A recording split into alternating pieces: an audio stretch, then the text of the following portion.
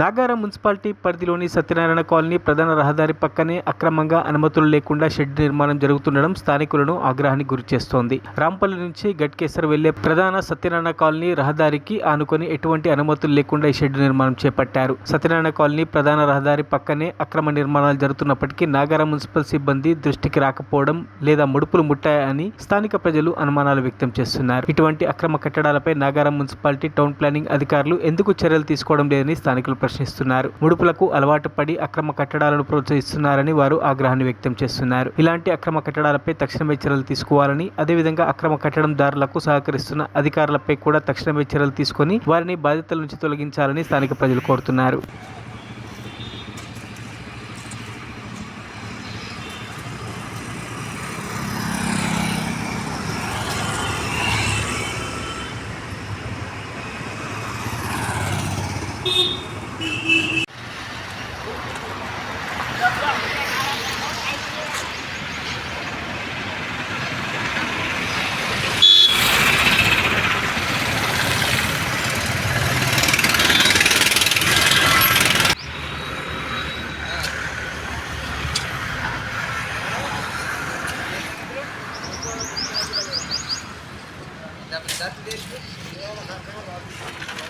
మరిన్ని అప్డేట్స్ కోసం మా ఛానల్ని సబ్స్క్రైబ్ చేయండి.